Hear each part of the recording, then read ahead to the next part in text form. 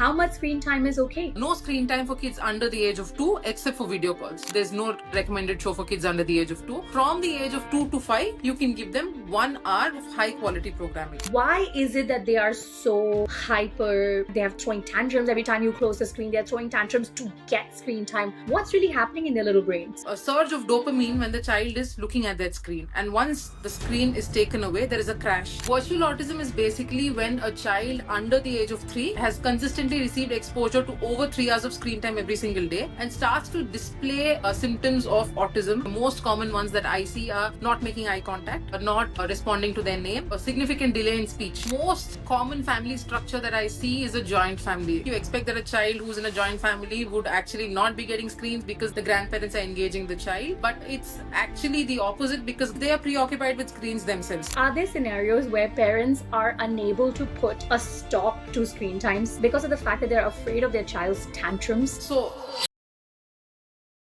Hello and welcome to another episode of the Modern Indian Parent Podcast, the podcast that is redefining parenting in Indian families.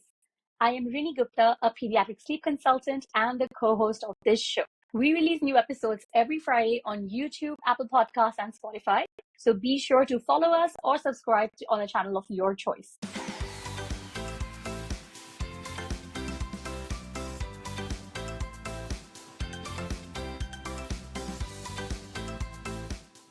Do you know what is the number one new age parenting struggle? You guessed it right. It's screen time. When we were growing up, a TV was the only screen in the entire house. Only a few families had a desktop computer and even lesser had a laptop. But our kids, they are growing up in a world surrounded by highly stimulating screens.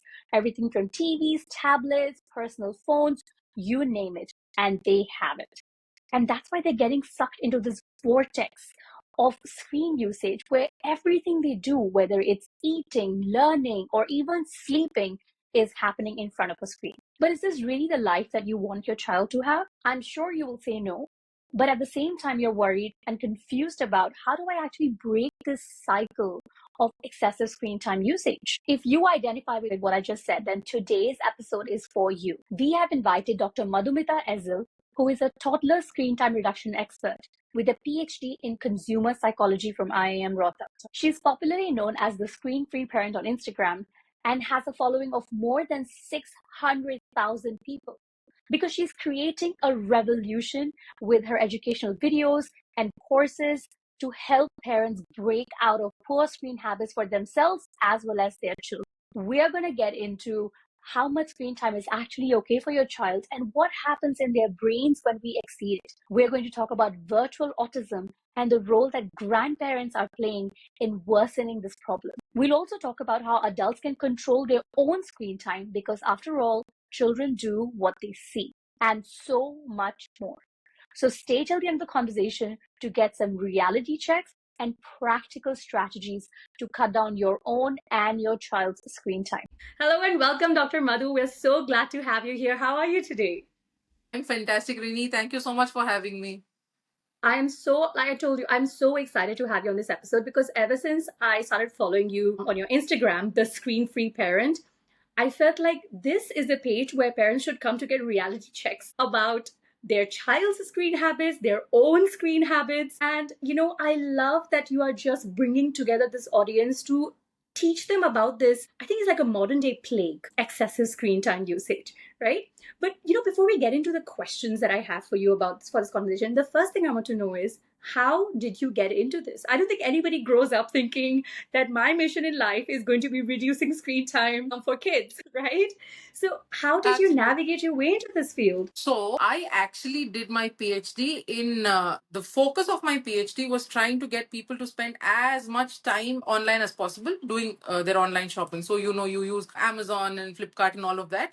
So the entire focus of my PhD was how do I get people scrolling on online shopping websites for as long as possible? How do I get them to spend more of their money, more of their time, and how do I get them to come back as much as possible? And that's what I studied for 6 long years. I gave up my 20s to do my PhD. So that was what I was studying day in and day out. How do I get people to come back and do more and buy more? And so when you do this for adults, it's not inherently unethical or anything of that sort, because we're dealing with people with fully formed prefrontal cortexes, and you expect them to have a pretty decent amount of impulse control. Though we try our very best to get you to buy things on impulse, there is an element of free will involved. But when you take the same concepts and start applying them to children whose brains are still in the process of development, it's not the best idea. And I did not know that this was happening at all, because when I was doing my PhD, I was not married, I didn't have a child. When my daughter was born, I happened to come across this piece in the New York Times, which spoke about how Cocomelon is actually doing very, very minute research on how to frame by frame, how to get kids addicted to the shows that they create. And this was kind of similar to the kind of research that I was doing. And I said, okay, let me just go dig into what research says and let's see what's happening, and let me just put this in layman's terms. And it started to look to me like there was a very clear body of research which said screen time is not good, this can happen, that can happen, A, B, C, and D can happen. And this was not something which was very accessible to the mainstream parent. So I said, okay, let me just break it down and make it accessible to the public. And my first, I think at least the first 20 reels of mine which went viral were just breakdowns of research papers which said, okay, this is what happens when the child gets over 3 hours of screen time. This is what happens on average. And that's what I had started writing. And these were just like text only reels. No, I was not even on screen for the first, I don't know, 30, 40 reels. So, and it somehow just took off, and it started resonating with people across the globe. And there were people writing to me and saying, oh, I didn't know this, thank you so much for letting me know, and this and that and that and this. And then the next question that started coming after that was, we know screen time is bad, what do we do about it? How do we, get work done? Because we in India, we've got the luxury of having people handle some of the daily chores for us, right? You got somebody to do your mopping and sweeping, somebody to do your utensils. That's not the case abroad. You've got to do everything yourself. You've got to do the house chores yourself. So parents were like, how do I come and ensure that there's a hot meal on the table and not give my child any screen time and get my work done on time? So how do I do that? And then I had to come up with a bunch of things, and it became a whole course now. That's a whole course for 0 to 7 year olds, where I say, okay, this is what you can do, and I give you like alternatives and all of that. And it really took off from there. And then this was what I started doing full time.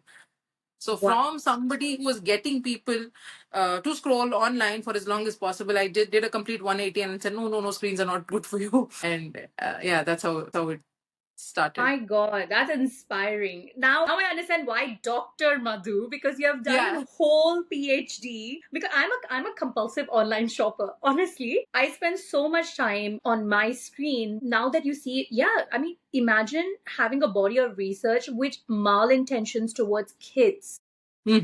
Trying to keep them on that screen for as long as possible. That is unethical on so many levels. And until a government body does something about it, people like you, people who are in there invested to educate parents about this, to raise awareness so parents can make better choices. It's amazing. Thank you so much for doing the work that you do. And since you're the expert at it, because you are a PhD, and I'm sure you have done depths and depths of research that most of us have not, tell us something about what is the recommended amount of screen time for babies and toddlers, because majority of the listeners that we have are parents with kids under the age of 5. Okay. And we would just like to know that how much screen time is okay. So as far as the screen time limits go in terms of duration, it's very, very cut and dry. Almost all pediatric associations across the globe have come together to say no screen time for kids under the age of 2, except for video calls. You can't really, there's no recommended show for kids under the age of 2. From the age of 2 to 5, you can give them 1 hour of high quality programming. So what parents generally focus on is that 1 hour, and they leave the high quality programming away. And I've actually had people come up to me and say, my child gets just 1 hour of screen time. Why is my child acting out and having these temper tantrums and getting so addicted to the screen? And it turns out that the child was watching 1 hour of short form content on YouTube. The child's been watching, all of these movie trailers and the movie dialogues with all those edits and all of that. And then the child was having an absolutely horrendous time acclimatizing themselves to the real world, which is not as engaging as what you watch on a screen, especially shorts. 15, 30 seconds videos, they're so edited. They've got so many sound effects and all of the editing makes it look so much more engaging than real life is. And this is a child whose brain is just starting to develop. So quality of that 1 hour of screen time that your child has is so much more important. Even it's not the end of the world if you don't stick to the screen time limits to a T, but please just don't give them reels. I recommend personally that till the age of 18 months, try to stick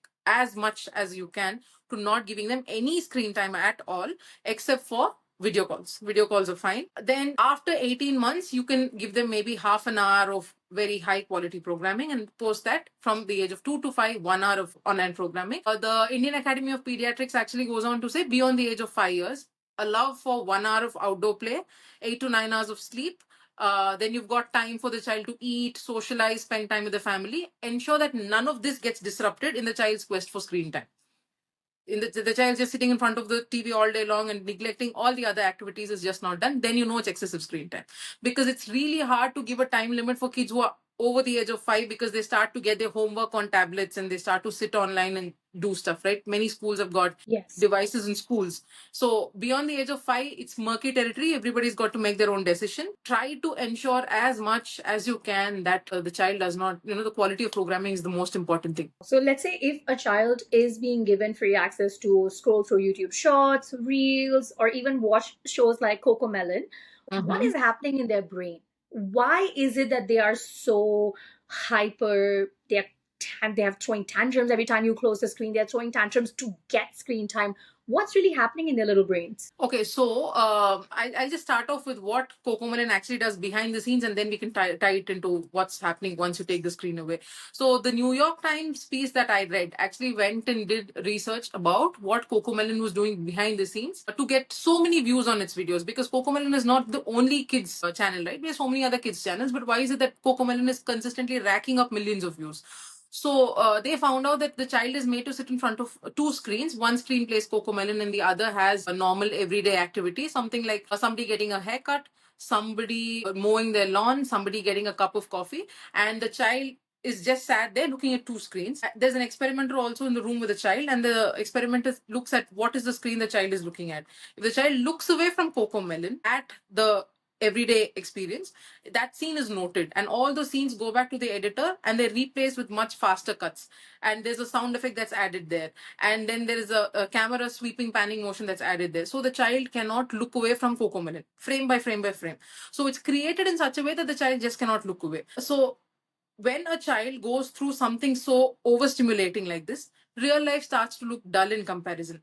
There's a surge of dopamine when the child is looking at that screen. And once the screen is taken away, there is a crash. And the child's brain is fighting for more dopamine. And it's not the child being willful and nasty or whatever it is. It's a shared experience of parents who are trying to cut down on their kids' screen time. That the first week is the hardest week, because their brain is pushing them to go and get more dopamine. Historically, from an evolutionary perspective, dopamine has been essential for our survival, because dopamine gets released whenever we have something like fatty food. So it tells us to do more of that. It pushes us to go seek out more of that, so that it increases the chances of survival. So your child is being pushed by the dopamine in their brain to go and seek out more screen time. It's not the child being willful, and it's not the child throwing a tantrum just for the sake of manipulating you. Many parents get that wrong. My child is trying to manipulate me by throwing tantrums.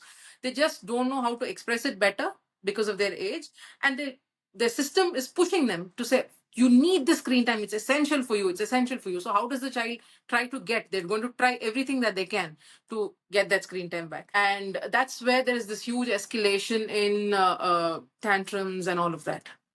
My God. They are pretty much helpless. They are not trying to, like you said, they're not trying to manipulate you. I feel like, isn't dopamine the same hormone that gets released? No, wait, dopamine is a neurotransmitter. Isn't dopamine the same neurotransmitter that gets released when people take drugs? And then they are seeking more of the dopamine hits by again going back to drugs.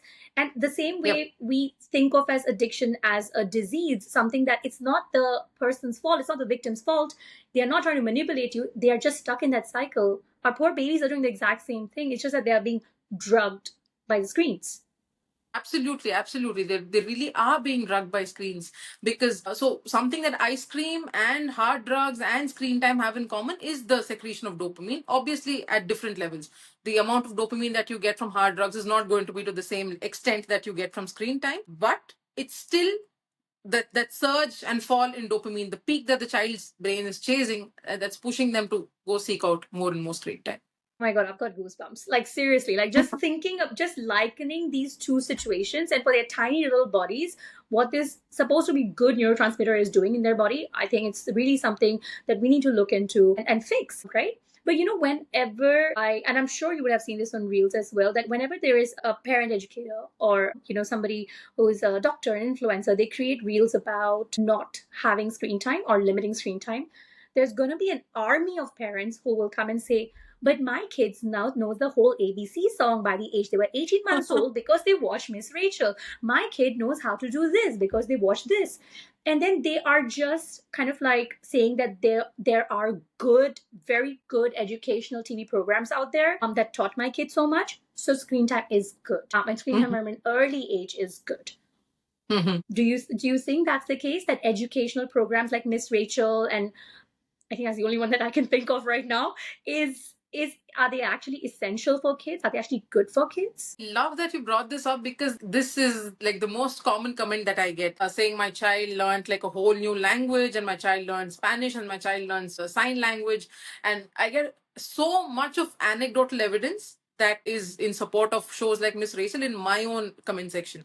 But because I'm going off of research, so like I told you, the American Academy of Pediatrics allows for screen time, that is video calls, under the age of 2. The only screen time that they allow is video calls. The reason they allow video calls is because of the back and forth communication that's happening on video calls. The child learns from screens when there is a back and forth element involved. Now, the reason that this back and forth element is required is because the serve and return communication is what builds the neural pathways in the brain, which are essential for the child to reach their developmental milestones in terms of speech, in terms of eye contact, and all of that. Research has been done on how much a child learns when there is somebody teaching them certain concepts in person, somebody teaching them the same concepts over a video call, and somebody teaching them the same concepts over a recorded video, like Miss Rachel. And it has been found consistently that learning is almost equivalent in real life situations and in video calls, and learning is significantly lesser in the recorded video. Even if, like, so immediately the next thing that parents say is, Miss Rachel is different, she's not like the other shows, because she says, she uses the techniques that speech language pathologists do, and she makes these encouraging sounds, and she almost does a back and forth, and she responds to the child, but it's not in real time. This is all pre-recorded. So in research, it's called the video deficit, where the child does not learn. Under the age of 3, the child does not learn as effectively from video as they would do in person. So all of the anecdotal evidence that I'm hearing, what I am not very sure is happening is the parent in the same room as the child, because research again goes on to show that if the parent is in the same room as the child and is repeating whatever Miss Rachel is saying, there's learning happening.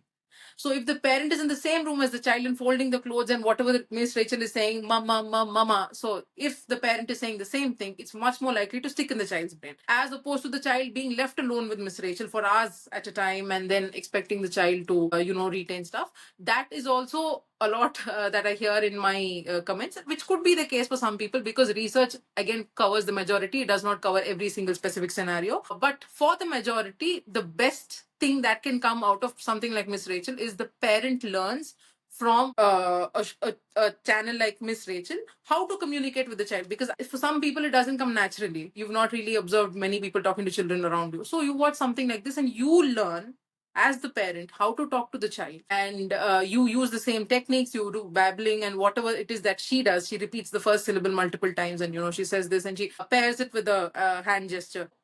Whatever she does, if you repeat, it's much more likely to stick. That's where I stand. That is the crux of it. I get it now. So it's not that Miss Rachel is bad per se, but you can't expect your child to learn from Miss Rachel, just child and Miss Rachel alone, and you leave them to their devices. And that's not how learning will happen. Learning will happen with the involvement of an adult.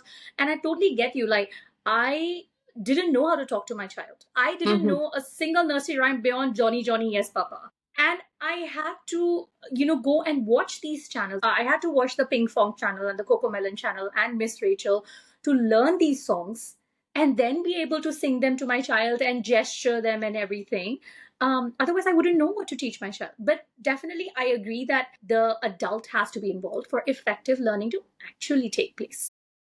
So I guess that's what maybe the parents, they're not able to differentiate whether or not they are, present or not. And then they just have a more blanket statement that my kid learned so much. Yeah, Miss so Rachel taught my screen time child is so good. much. Yeah. Yeah, it wasn't Miss Rachel, honey. It was you. It was you as a parent who was putting in the work. Awesome. So, the next thing I would love to speak to you about is the dangers of excessive screen time. And I know we have spoken about, the kid is craving it and they're throwing tantrums and everything. But a new buzzword that I hear around us is virtual autism.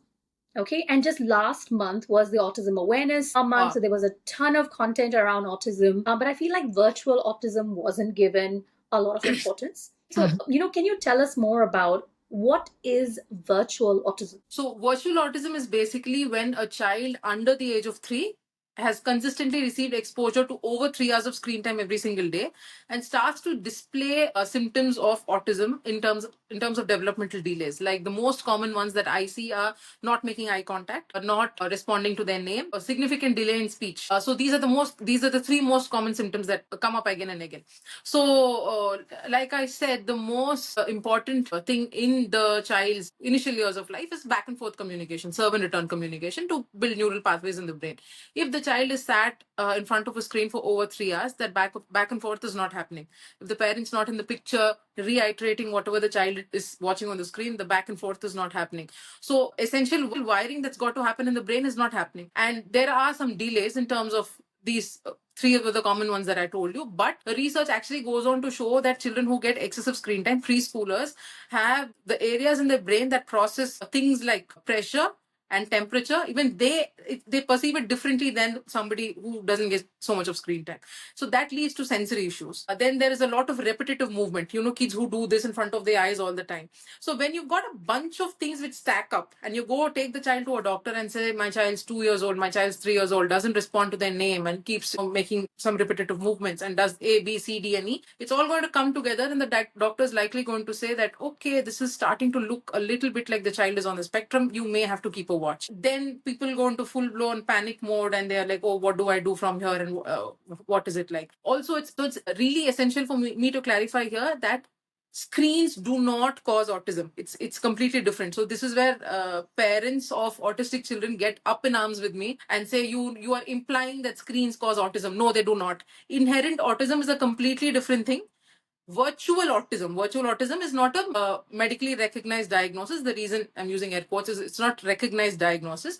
It's been written about in research papers. So it's being used more. Maybe it'll be a formal diagnosis sometime down in the future.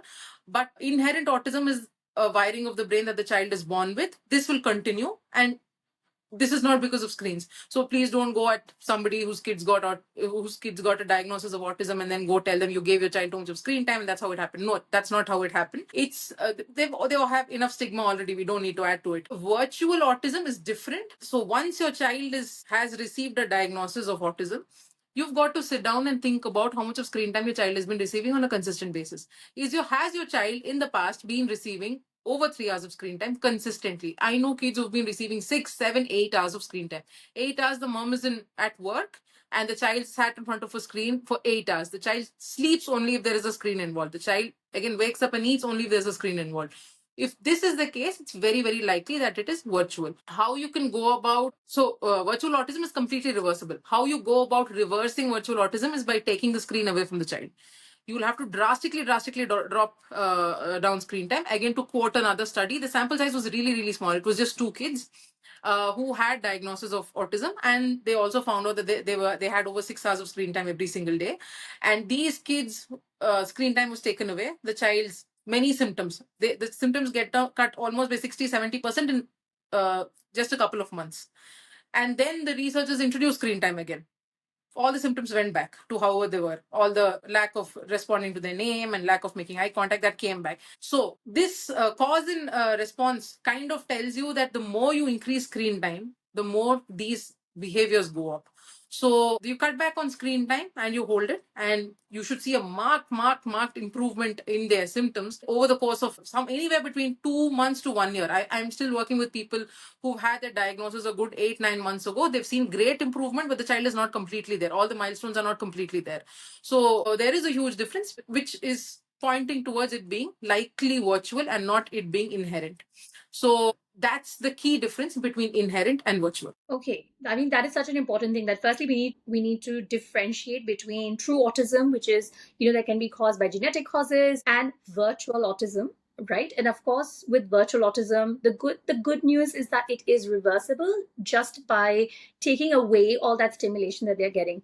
But when I'm hearing these stories, what makes me wonder is that what led to things getting so bad in these families where the screen time ramped up to, I'm sure it started somewhere, right? And then slowly it ramped up. So, in your experience, what have these families gone through, and what are some sort of warning signs that parents can look out for, catch them early, and stop it from getting so bad that the child is on the screen for 7-8 hours a day? So, what are these families facing? So the most common family structure that I see is a joint family structure, because it's counterintuitive, right? You expect that a child who's in a joint family would actually not be getting screens because they've got the grandparents around and the grandparents are engaging the child.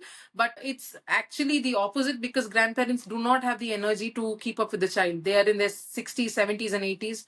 They've got their own health complications. They don't have the energy that they used to, because earlier maybe they were becoming grandparents at what, 50, maybe, when they had more energy. And now I think they're getting older. And the other thing is they are preoccupied with screens themselves. There's a lot of WhatsApp forwards, and they're also hooked on to their own reels and YouTube shorts and all of that. It's so much easier to contain a child and make the child sit in one place and very quiet, not disruptive. Because when a child is running around the house, they may drop 10 things, they may slip and fall, they may bang their head somewhere. The child's naturally going to be inquisitive and very curious. So they're going to jump from 4 different places, maybe hurt themselves.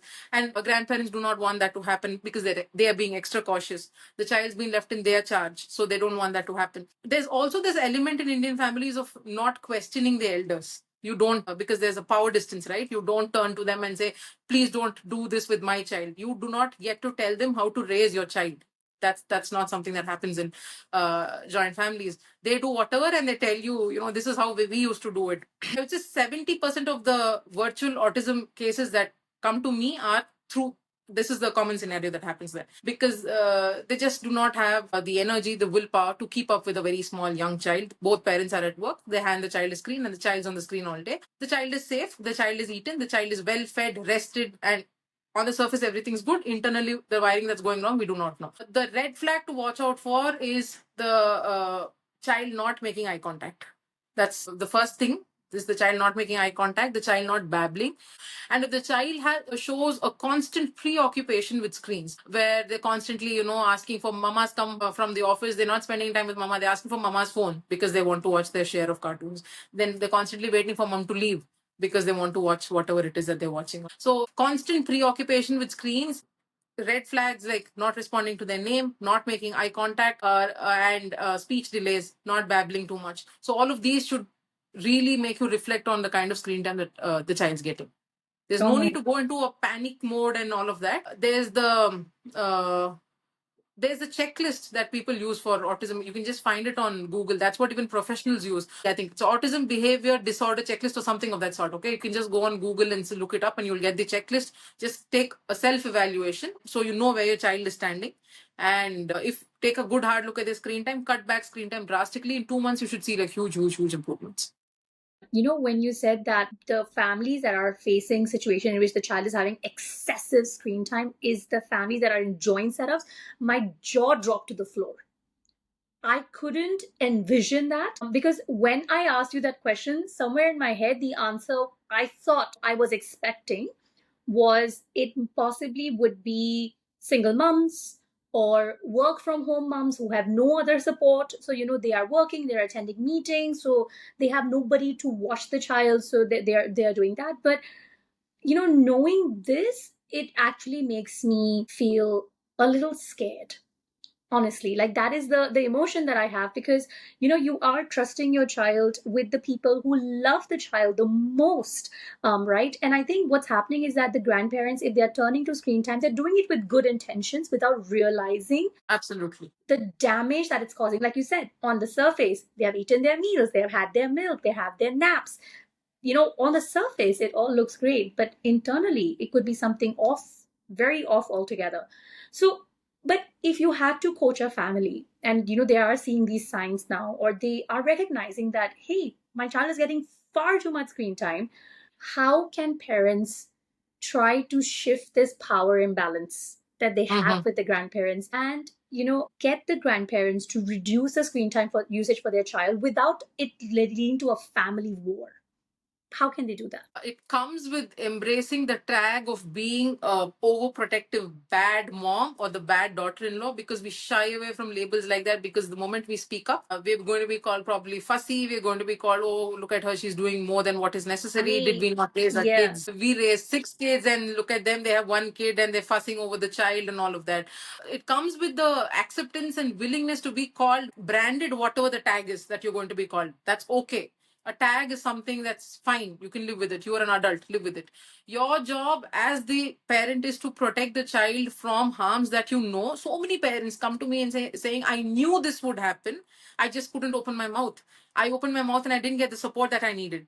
And now that there's a medical diagnosis, the grandparent is starting to take it seriously. So it begins with one, speaking your mind right from the beginning. You've got to put your foot down and you've got to be willing to become the bad person. But it's okay. It's okay. Become the bad guy. It's okay.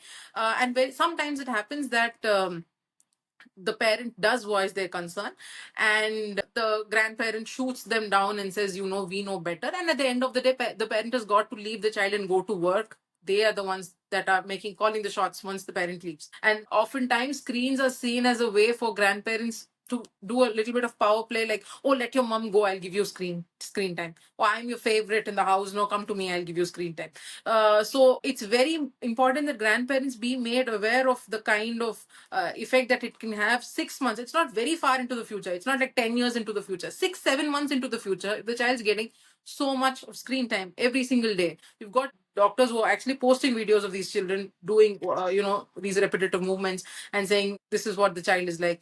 So you can show them that, or what I see works best is for them to talk directly to a professional. The doctor tells them things, they will listen. If you tell them things as a family member, they're not likely to listen. Again, it's like, oh, she's being fussy, she's being overprotective. I know better. Once a doctor comes and tells them very strictly, no, this is not going to work out, you can't give your child more than an hour of screen time, they're likely to take it more seriously. And the other thing I would say is make their life easy for them. Like sometimes expectations are unrealistic, right? You've got a super active child. You can't really expect the grandparents who are 70 years old, got replaced joints and stuff, to be running after the child. Have a caretaker if you can. In India, that's possible. And if you can't, look at enrolling them in a play school for at least a couple of hours. If not, you'll have to start setting up some things for the grandparents to do with the child, which does not require them to move around so much. Independent play activity that takes you, like, things like, freezing toys in a block of ice. Then there's these things that you do where you tape toys down and you ask the child to rescue the toys and play. So all of these tiny little activities that if you can set them up for the child, it's going to take you less than 5 minutes. The child is going to sit down and play for some time. The grandparents don't have to keep running after the child. Things like having a gardening patch. Even if you're in Mumbai, if you're in a high rise, you don't have place for a garden, you can just have 4 or 5 pots. Do not have space for pots, just get those, the yogurt containers in plastic, poke a couple of holes, throw in some mud, throw in some coriander seeds. It's their gardening patch. There are a lot of grandparents who are involved in prayer groups and all of that. Get the kid actively involved in their lives as much as possible, so they don't have to go out of their way and cater to the child. If they have to do that, it's likely going to be a scenario where they're going to resort to screens again. I love that you mentioned these things, that it's not just about blaming grandparents and setting down rules, but also about helping them and facilitating. Let's recognize, where did this need of showing the child so much screen time even come from? It came from the fact that they can't keep up with the child. So what can you do as a parent to help them out, right? And I completely love the idea of maybe having a younger caregiver around where the grandparent is there to monitor. They're able to see, like, aise karo, vaise karo, but they don't need to be the one getting up and doing all these things. I love the idea of involving them. Whenever I go back to India, when I'm there, my kid is there with her. There are times when we go for vacations and my kid is there with her. I am very strict about the fact that, like, hey, mom, she gets like 30 minutes of screen time every day, and that's it. And that's all, you're allowed to give her. But other than that, take her to your yoga class. Take her for a walk, the evening walk that you have with your oldie friends. Take her along. You're cooking, set up a chair next to your cooking station, give her some dough, let her roll the atta the way you are rolling the atta. Let her do things, let her get involved in your life, so that you don't feel like, oh my god, what am I supposed to do all day with this little child? So thank you so much for bringing out these ideas. And No, I think it's so beautiful because she's going to look back when she's older and remember that I used to do all of this with my nanny, because that's what I remember. My nanny used to roll out puris and she used to give us like rolled out dough and bottle caps to cut out the puris from and fry those tiny little puris and give it to us. We didn't have TV in our house. So the only form of entertainment in my house was books. And the only time I would get to watch television was in my nanny's house.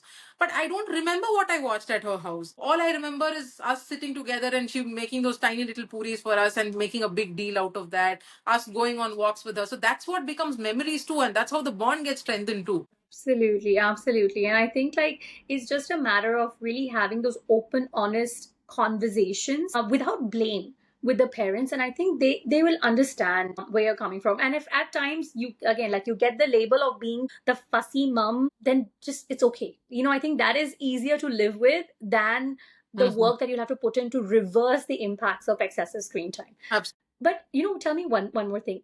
Are there scenarios where parents are unable to put a stop to screen times because of the fact that they're afraid of their child's tantrums and meltdowns? Absolutely. I have seen these videos on your channel. I don't know where you find them, but when I see them, it just, oh my God, it gives me a shock where these kids are on the floor and they are screaming and they're shouting and they're getting violent almost. And, you don't know what to do in a situation like this. And you're just like, oh my God, just take it. Yeah.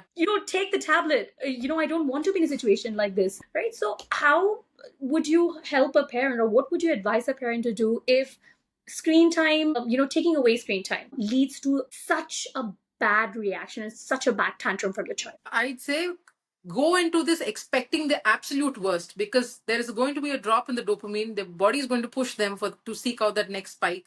The spike is not coming from real life activities. So the child is going to push back at whatever capacity. And this is going to look different. If your child's 20 months, 18 months, the child is just going to cry, cry, cry, and cry, and you're going to feel so guilty about it. I've also got clips of that on my channel, where there's an 18-month-old who's maybe it was Cocomelon or Miss Rachel or one of the two shows. The child's mom decided enough was enough and said no, you can't watch it anymore. Child's weeping and weeping and weeping and just turned red and eyes are swollen, just crying because the child can't do, and rolling on the floor because a child that age can't do anything more. A child who's 4 or 5 will probably roll around on the floor, throw things. A child who's 8 or 9, it's going to get even more. They're going to escalate it even more. So the older the child is, the harder it's going to get. The sooner you nip it in the bud, the easier it's going to be. And there is this 1 week where it's going to be really, really, really hard. At least the first 3 days. There's going to be so much of pushback, and no child is going to come and tell the parent, you did such a good thing for me. Thank you so much for taking my screen away. No child on earth is ever going to say that. They're just going to blame the parent and say, this one thing that I like the most in the world, and you took this away from me. You're the most horrible parent in the world. That is coming for you. But the good thing is there's a light at the end of the tunnel. Once you go through that 3-day phase, 4-day phase, maybe 7-day phase. Very, very often it doesn't go beyond 7 days. If you go through that 7-day phase and then it becomes so drastically smooth from there, the child starts to, a bored child is a creative child. So the more they get bored, they'll find things to do around the house. They'll read a book, they'll do some drawing, they'll scribble, they'll do things, they come up with things to do themselves. But the key is to not give in during that tantrum period, because the child is screaming on the floor, you've not given. The child's gone and banged their head on the wall. Now, if you've given the child the screen, what you've reinforced to them is the moment you bang your head on the wall, the screen comes out. So the next time the child is going to start from banging their head on the wall and then escalate it from there. You're teaching the child to escalate if you start giving in. So when you go in, you would have to ensure that the child is in a space where they can't hurt themselves, no sharp corners. They're not going to bang their head on the wall. The good thing about tantrums is there's this tantrum escalation arc. It's a curve. So there's the peak. It reaches a crescendo, and from there it has to come down. That's the natural order of things. It just can't be there forever. I know those 20 minutes, that 1 hour is going to look like a lifetime.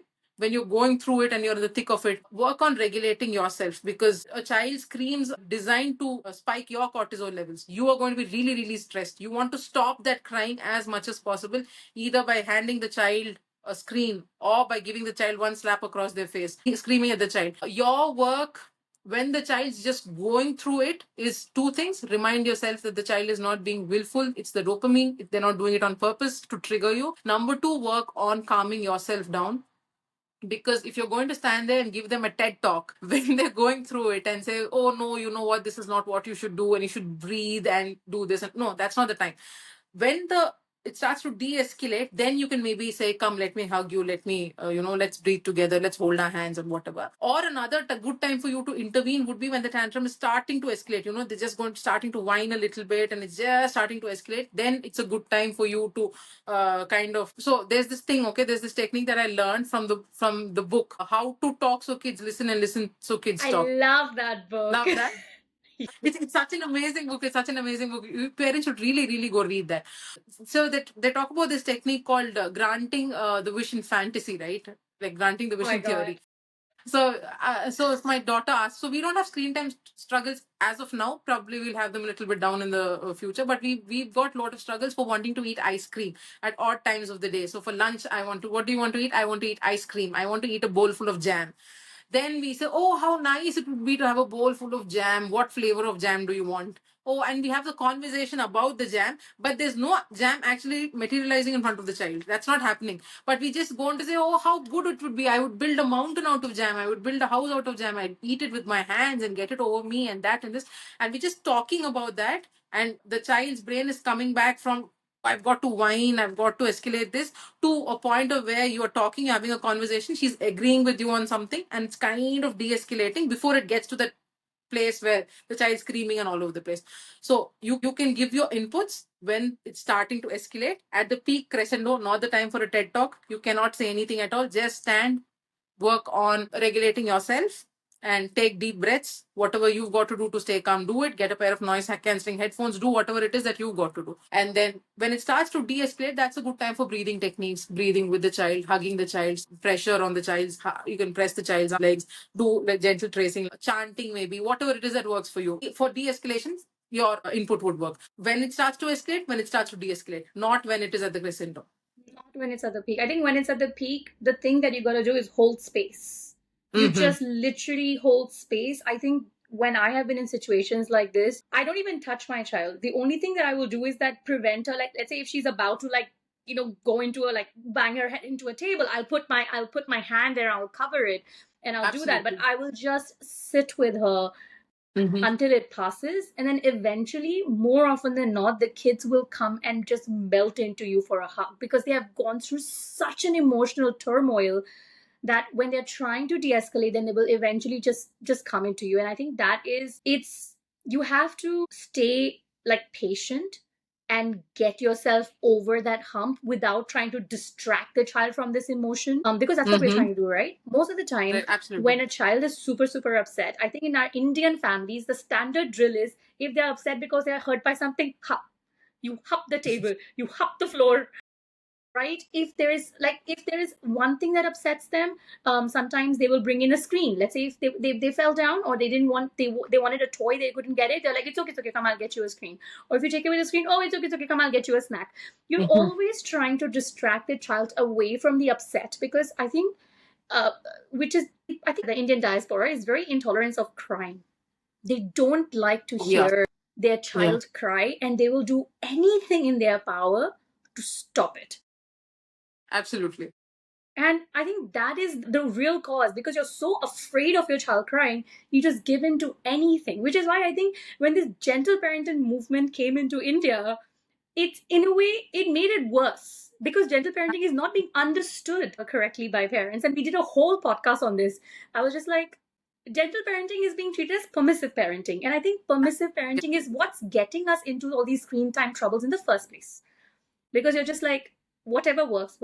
But you know what, Dr. Madhu, one thing I see in this whole challenge of children having too much screen time, it really boils down to the fact that the adults also have far too much screen time. Whether it's the parents or the grandparents, I think we are just not acknowledging our own contribution to this. We are always blaming kids about, mera bacha aisa hai, mera bacha itna TV dekhta hai. you got to take responsibility because they are modeling after you. So do you have some strategies for adults? I also have horrible screen habits. I only watch TV after my kid goes to bed. But I do have terrible screen habits, right? And I would love to learn from you. How is it as adults as well? How can we control some of our screen habits? Who doesn't have the most unhealthy habits? It's just like phones are designed in such a way that you just get sucked in and you just go for, oh my God, I'm going to take 5 minutes to myself to just catch a break. And then it's just 20 minutes, 30 minutes, 40 minutes of scrolling. And the first time I started the course, that was geared towards toddlers, and I never really spoke about parental screen time. So one common thing in all the parents that were failing to reduce their kids' screen time is the parent was on the kid's screen, on their own screen the whole time. The parent was scrolling, the parent was on their phone, maybe even for work, but the parent just happened to be on their phone in front of the child all the time. And there's this clip of even Kareena Kapoor talking about how she raises her two sons, and she said, we watch TV only after our sons go to sleep, because if they see us in front of a screen, they want to be on the screen too. So we read in front of the kids because they do as we do and they don't do as we say. So they're going to do whatever it is that we do. Monkey see, monkey do. So the little monkey sees you scrolling, the monkey is going to do it. And it's very hypocritical to say, you can't have screen time, but I get to have hours and hours of screen time. That's my downtime, but that's not your downtime. That's very hypocritical to say. And the child will start to call you out. At the child's 4 or 5, the child's going to start calling you out and say, why is it okay for you to have screen time? Why is it not okay for me to have screen time? So this is also something that I struggled with myself, because what I do mainly is create reels, and to be a good creator of reels, you've got to consume reels, and consuming reels is a very nice thing to do. So I sometimes tend to go down the rabbit hole, and I do other things other than attending to work. So something that really helped is I actually read about, we were taught about this. How do you make a technology more accepted by the masses? There's something called the technology acceptance model. It's very two fundamental basic pillars, and this is very basic research. The research that multinational use is much more nuanced, but broadly there are two things to focus on if you're creating a technology and you want everybody to use it as much as possible. The first thing is perceived usefulness. Is the technology useful or not? I use my phone for everything: net banking, online payments. I do my groceries shopping online. It's very useful. The second pillar on which technology is built is a perceived ease of use. How easy is it for you? Is it for you to use? If you had to sit there and do all the coding to use your phone by yourself, you wouldn't be doing it. It's just a couple of swipes, so it's easy for you. That's why you're using it. So what I started doing was the usefulness. I cannot do anything. It's fundamentally useful. It's ingrained into my life. I can't do anything about it. So we're going to forget that pillar altogether. We are going to work on the ease of use. We're going to make it as difficult as possible to use it. You just open your phone, and because you've got the Face ID thing, it just looks at you, it unlocks. You don't even have to put your finger to scan. You don't even have to type in a passcode. You just look at it, it opens. So the first thing I did is I made my phone as difficult as possible to use. I've got a number lock, and I've also got my phone set on grayscale. And it's so annoying to watch videos on grayscale, except for I have a set 45 minutes every day that I watch reels, again for the purposes of research. But the gray light comes off then, but it's gray light for the rest of the time. That black and white mode is so annoying to use. And the other thing that I started doing was I started narrating. So even when I'm with my child, I would remember, like, it's someone's birthday tomorrow. I have to order the gift right now if I wanted to come in time for the birthday. I have to use my phone in front of my child. So I tell her, you know what I'm going to do? I'm going to order a gift for such and such person's birthday. I narrate to her, like, this is what is going to happen. And after that, I'm going to put my phone down. I'm not going to look at my phone after that. It keeps me accountable if I do it in front of somebody else. If I tell my husband, if I tell my daughter, it keeps me accountable because they're looking at me and seeing whether I stick to my word or not. And the other thing that it does is it also reminds me of what to do. A physical reminder, something like a rubber band on the phone. It makes it clunky. It's not easy to use, right? Right in the middle of your phone, if you have a rubber band and you're trying to swipe, and there's a nasty rubber band in the middle of your phone. This is a tip that the Guardian came up with during they have a phone reset challenge, and this was a tip that they gave. They said, make your wallpaper something that reminds you not to go on your screen too much, something like I will not be using my phone too much or something of that sort, and have a physical barrier on your phone, a piece of tape or a rubber band around your phone. So it makes it difficult for you to swipe, and it makes it as annoying as possible, which ties into the ease of use. You want to make your phone as difficult to use as possible. And I don't have my phone here. I've got an iPhone to record my videos on. I have another phone, which is my primary phone on which I do my payments and all of that. It's such a annoying phone because it's cracked. It hangs all the time. There's a 3 second lag, and I've not gotten it replaced. My husband's after my life to replace it. I've not gotten it replaced because I know that it becomes nice and very smooth to use. I'm going to start scrolling. Make your phone as difficult to use as possible, and you will lose motivation yourself. Again, the first week is the hardest. The first 2 days, 3 days are the hardest. Once you make it a habit to not do certain things, it just comes easily. Phone-free zones at the dining table. Phones do not come out. In the bedroom where you sleep, phones do not come out. And phone-free times when we are sitting together as a family before your daughter goes to sleep, before my daughter goes to sleep, phone-free time. Even I take out my phone after my daughter goes to sleep. My 45 minutes of scrolling is after my daughter goes to sleep. Such practical tips. Like, I feel like these are tips that anybody can have. I didn't know about a lot of these things, so I went and downloaded this app blocker. I paid $30 for it every year. For me, it works is because it literally doesn't let me exceed an hour in the day. The very moment it hits an hour, all my apps are blocked. There is no password. There is no reset. I can't even delete the app. I have made those settings so strict for myself. My excessive screen time is, I think, on the TV, which is my own shortcoming, and I need to work on that. And plus on my laptop, because I work a lot, right? At night, once my kid goes to sleep. But I feel like your phone is where majority of the people are racking up a lot of screen time. And simple interventions like this, like, I never thought about, you can just make your phone grayscale and it would feel so primitive and so annoying to use. You would just, naturally open it up lesser, because you're right, half the time it's just mindless things that you're doing, right? So thank you for sharing these tips with us. And I think everybody who's watching this can take a good hard look at their own usage and try to modify that. Absolutely. So, Dr. Madhu, one last topic that I just have to talk to you about, because you put this reel up about, talking about kids whose lives are being shared online by their parents. All right. And you mentioned that how it's a breach of the child's safety, it's a breach of the child's consent. And I went and did a bit more reading about this, and I realized there's a whole term for this called sharenting. Yeah. All right. And sharenting is becoming so big now.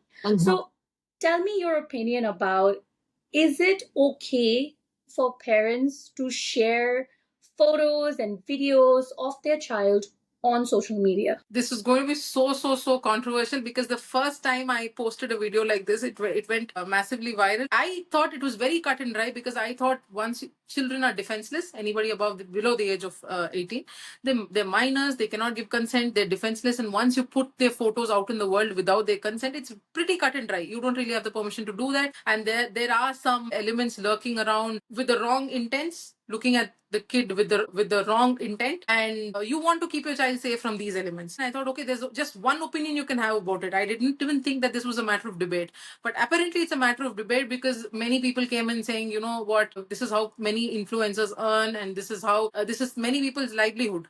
And how can you just say no and make it a blanket thing, like saying no, don't put kids on social media?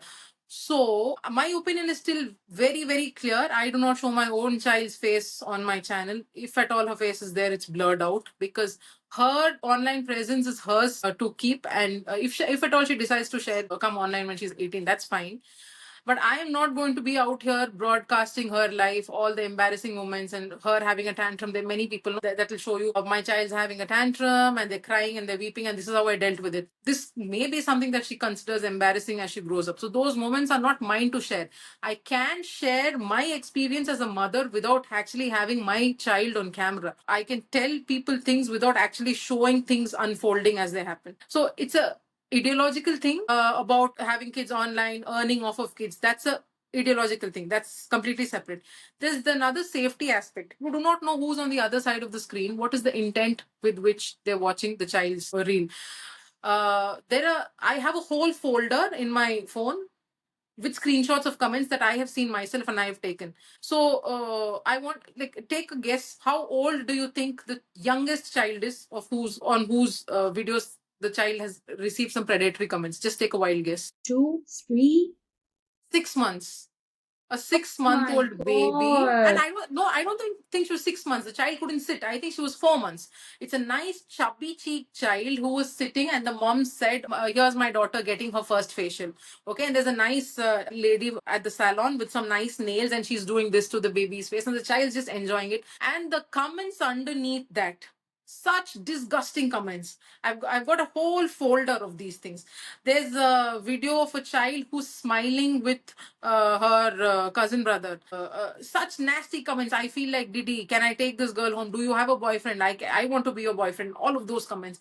There's another video of a child, and this is a child parent-led account, but only videos of the child. It's a child-centric account. I don't know what the parents are doing putting the videos of the child online. There's nothing suggestive about it. The child's just smiling, and she's got like a dupatta or something wrapped around her head, and she's just smiling. And the comments under it, will you be mine? Come be my girlfriend. I feel like Didi. And the comments which I can't repeat here. Such nasty, disgusting comments. And these are people who are coming and commenting publicly. We do not know what's in the mind of people who are behind the screen.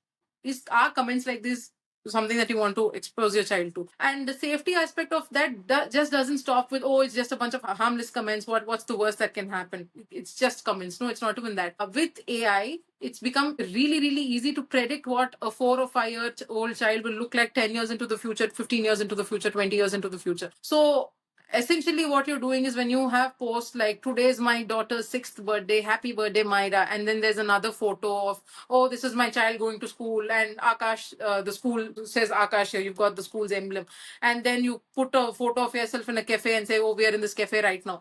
You created a whole map for people where the child's date of birth is out, the child's face is out. They can use AI tech and predict what the child's going to look like with Identity frightening theft. accuracy.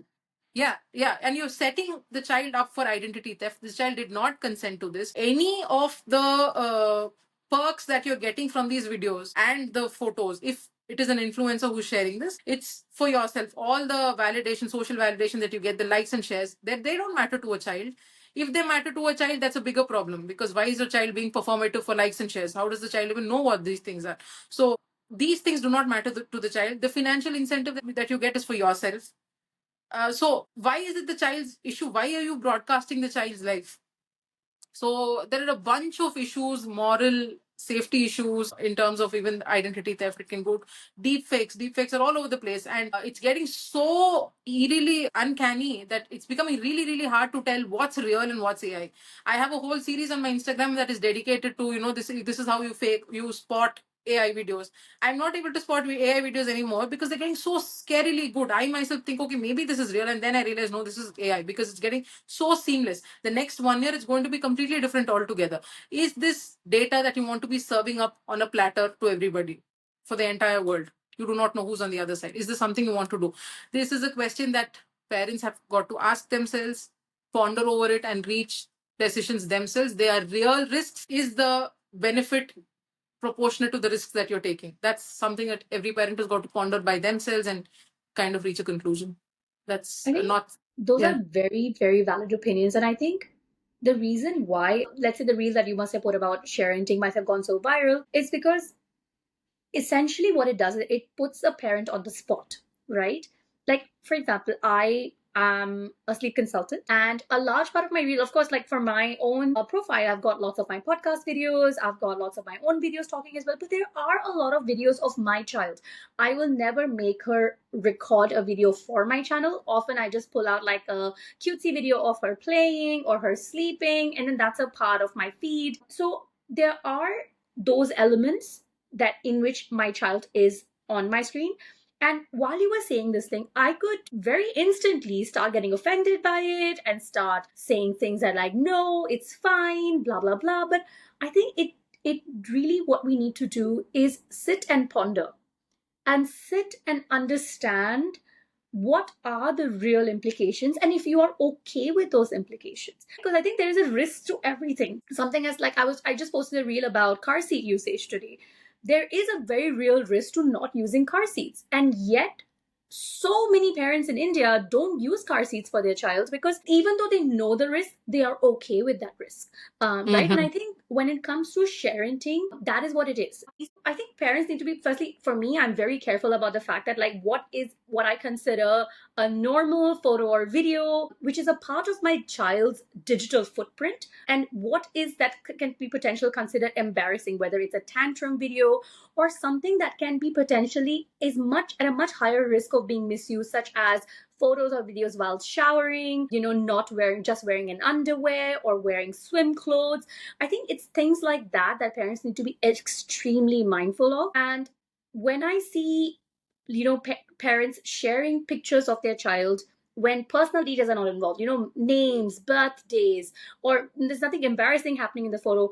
Personally, I don't find that to be a very big red flag. But the very moment I start seeing sensitive content out there, it makes alarms go off in my head as well. And I think I'll tell you a very weird example is there is this brand, I don't want to name this brand, but they make a lot of padded underwears and pull-up diapers, cloth diapers, and they are using mom influencers to market those products. Now, because of this, you have hundreds of kids being filmed just wearing diapers, or there are bath products that are being marketed through mom influencers, and that's why mom influencers are taking videos of their children bathing and putting them up online.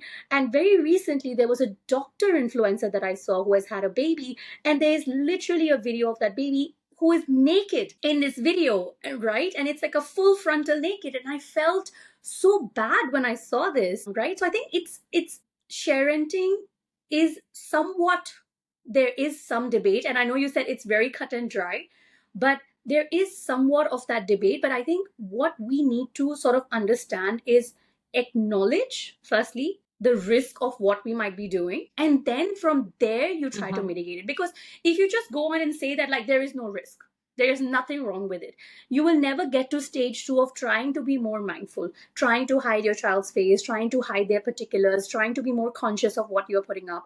So I think this is what maybe this conversation will hopefully do, that somebody who is watching this and people who are watching your content about parenting, that is what we hopefully want to get them to. We want to get them to the point where they say, all right, I think there is something wrong with this and I need to do something about it. I may not do a complete, blackout for my child from social media, because maybe that is something that the parent doesn't want to do, but at least I can be more mindful. And I think that is already a positive step in the right direction. Dr. Madhu, there is so much that I have learned from you today. And I love that you go back to the basics and you solve the root cause of the problem. Yeah, you mentioned you do help parents in your courses and your programs. If somebody wants to get in touch with you, what is the best way to go about in doing that? So I'm really, really responsive on Instagram. So you can go ahead and find me on Instagram at the Screen Free Parent. Amazing. I'm going to put your details below in the caption for YouTube, Spotify, Apple Podcasts. I don't know where parents are tuning in from, but I'm sure they will find so much support and help from your content and from you personally. Thank you so much for joining this conversation today. It was the best, right? And, we can't wait to just get this out in the world for everybody to learn from it. Thank you. Thank you so much for having me, Rinie.